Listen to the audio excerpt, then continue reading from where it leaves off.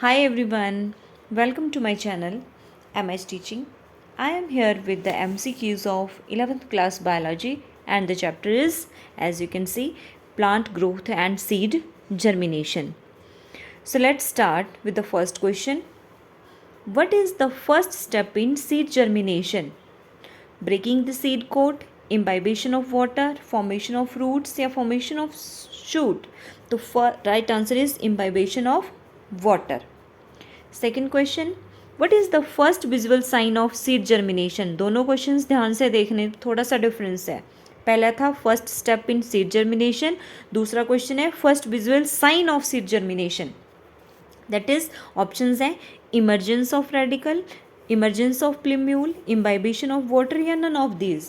तो right answer is option A, emergence of radical. पहले radical निकलता है सीड से, जिससे फिर फ्यूचर रूट बनती है, फिर उसके बाद प्लिम्यूल ग्रो करता है, जिससे फ्यूचर शूट बनती है.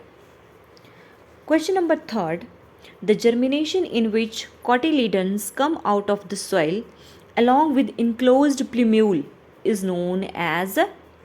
क्वेश्चन ध्यान से समझना है.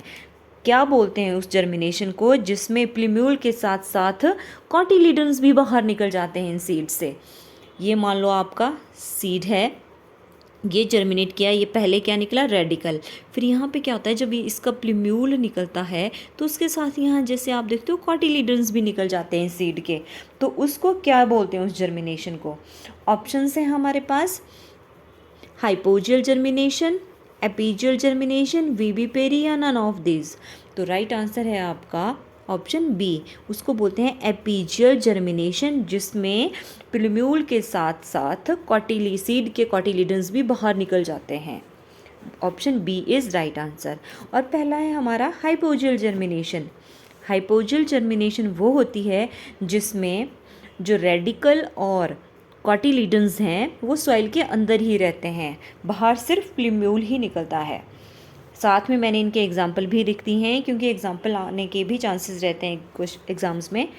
हाइपोजियल जर्मिनेशन होती है आपकी पीस, ग्रासेस एंड राइस में, और एपीजियल जर्मिनेशन होती है बीन्स में, गॉड्स में, अनियंस एंड कॉटन्स में. मोस्ट कॉमन एग्जांपल है बीन्स. बीन्स तो मैक्सिमम लोगों ने अपने घरों में उगाते ही हैं. तो आप ऑब्जर्व करना कि जब बीन का सीड डालते हैं और वो बाहर थोड़ा जर्मिनेट करना शुरू होता है, बाहर निकलता है, तो उसके जो कॉटिलीडन्स से बहुत क्लियरली विजिबल होते हैं. ठीक है, तो एग्जाम्पल आ गए, that is epigeal germination. Question number 4, the germination of seed while it is attached to the parent plant and is being nourished by it is known as vernalisation, negative growth, determinant growth या वीबीपेरी. तो right answer is वीबीपेरी बोलते हैं जब जो parent plant है उसकी जब जो जर्मिनेट कर रहा है सीड, वो पेरेंट प्लांट के साथ जुड़ा हुआ है और वहीं पे वो जर्मिनेट हो रहा है without detaching from the parent plant, और पेरेंट प्लांट ही उसको नरिश करता है. That is known as viviparity. Human beings में वीबीपेरस क्या होते हैं? ह्यूमन बींग्स में भी तो क्वेश्चन आता है ना, वीबीपेरी या वीबीपेरस. तो ऐसे एनिमल्स जो अपने यंग वंस को जन्म देते हैं, give birth to their young ones, उनको बोलते हैं ना वीबीपेरस.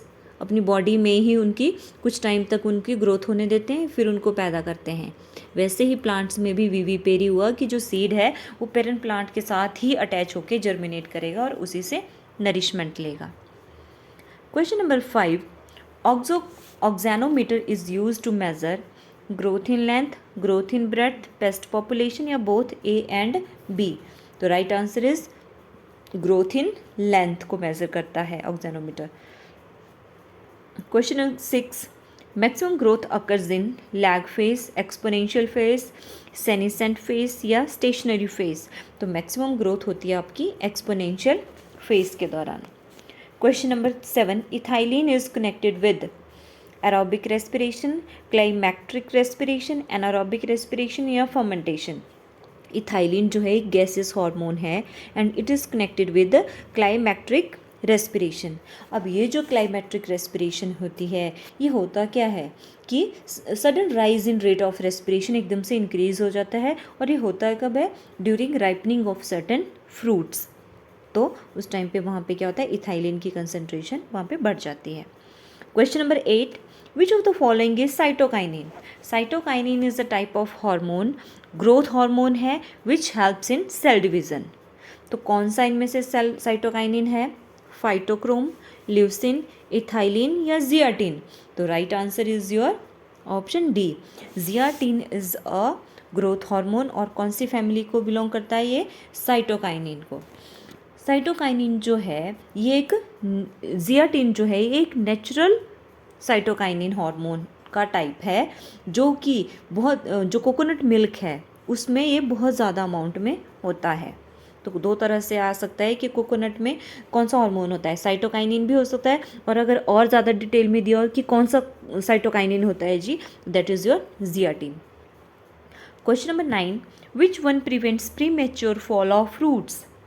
NAA, that is naphthalene acetic acid, जो कि एक सिंथेटिक प्लांट हार्मोन है and it belongs to auxin family को, ठीक है। दूसरा आ गया इथाइलिन, जो कि एक गैसियस हार्मोन है। तीसरा आ गया AG3, that is gibberellic acid भी बोलते हैं इसको। एंड फोर्थ ऑप्शन आ गया जियाटिन, जो कि मैंने अभी आपको बताया, जो कि साइटोकाइनिन हार्मोन को बिलोंग करता है। तो कौन सा है? Which one prevents premature fall of fruits? That is right answer is your NAA, naphthalene acetic acid prevents premature fall of fruits. और ये क्या करते हैं? कौन से मैंने बोला? ऑक्सिन फैमिली को बिलोंग करता है। और these promotes root growth and improve plant health को भी इम्प्रूव करते हैं ये hormones. Question number 10, flowering in short day plants is stimulated by? Short day plants हैं तो दिखती सी बात है, फ्लावरिंग कब स्टिमुलेट होगी? जब दिन छोटे होंगे और रातें लंबी होगी। तो ऑप्शंस हैं यहाँ पे, short nights, long day with interrupted nights, short day and uninterrupted long nights, short days and interrupted long nights. तो right answer is option C, short day होने चाहिए और लॉन्ग अनइंटरप्टेड नाइट्स होनी चाहिए, that stimulates flowering in short day plants. Question number 11, auxin present in avena coleoptile is IBA, that is IBA की full form है indole 3 butyric acid, और B indole 3 acetic acid, C indole 2 acetic acid या indole 3 lactic acid. तो एविना coleoptile में कौन सा auxin present होता है? तो right answer is your option B, indole 3 acetic acid. Question number 12, hormone that breaks dormancy of seed and vegetative organ is? ABA full form है इसकी एब्सिसिक एसिड, B ऑप्शन है gibberellin, 3 है IAA, that is indole 3 acetic acid, and next option है आपका zeatin. तो right answer is your option B, gibberellin. It breaks dormancy of seed and vegetative organs. Question number 13 is, common inhibitor of seed germination is? Tartaric acid, pantothenic acid, GA that is gibberellic acid या ABA abscisic acid. तो common inhibitor of seed germination जो है that is your abscisic acid, ABA, option D is right. Question number 14, antiauxin used in picking cotton bolls is? NAA, 2,4-D, TIBA, TIBA, and both A and B. तो right answer is your option C, that is TIBA। Full form है इसकी 2,3,5 triiodobenzoic acid. Tri, T for tri, I for iodo, BA is benzoic acid.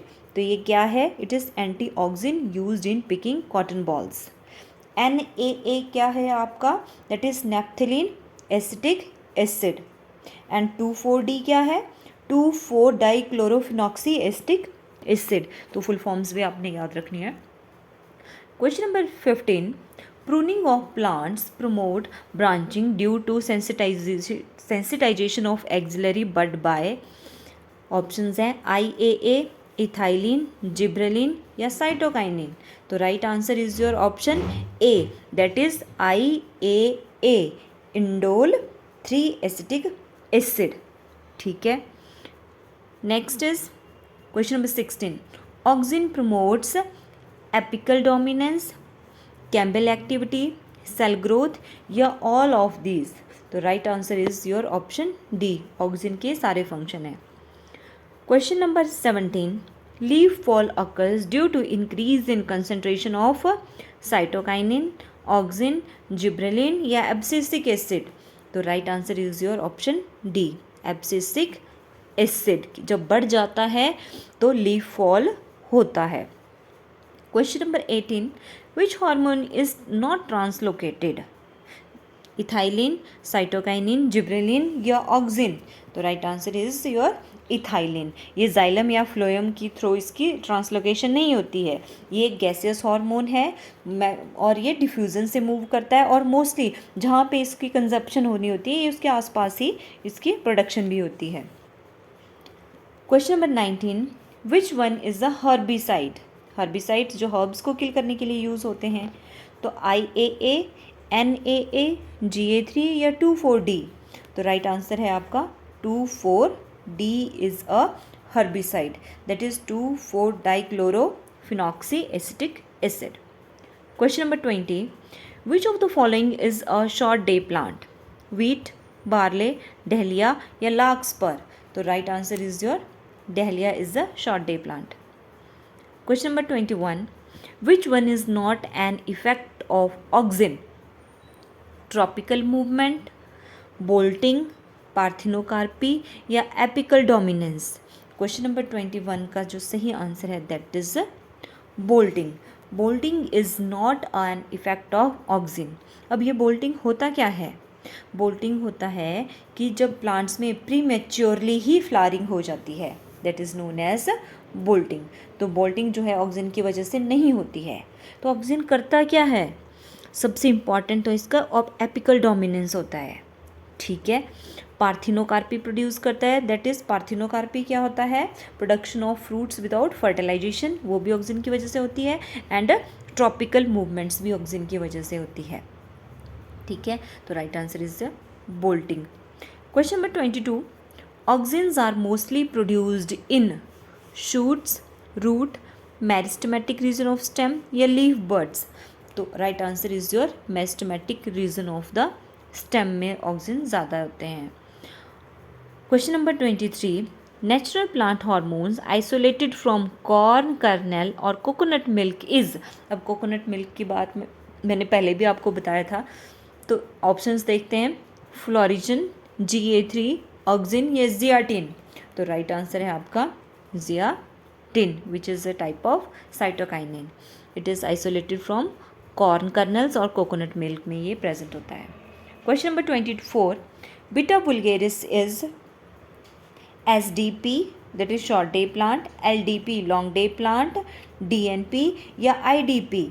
तो right answer is your option B, LDP is the right answer. Question number 25, cell elongation in internodal region is mediated through IAA, cytokinins, gibberellin या ethylene? तो right answer is your option C, that is gibberellin. Cell elongation in internodal region is mediated through gibberellin. Question number 26, which one is derivative of carotenoid? IAA, ABA, IBA या GA? तो right answer is your ABA, abscisic acid is derivative of a carotenoid.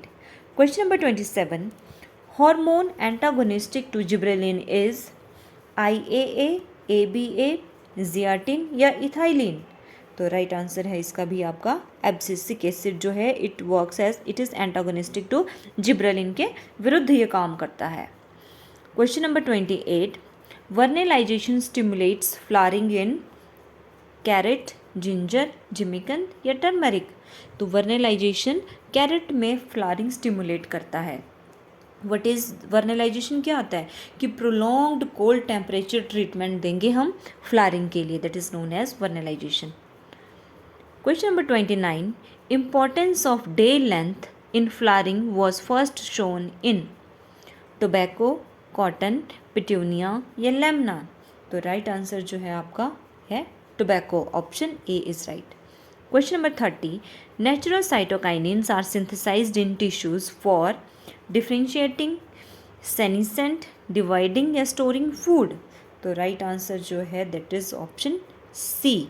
Natural cytokinins का काम क्या है? Dividing का। These are synthesized in tissue for dividing. तो ये थे हमारे plant growth and seed germination से कुछ MCQs।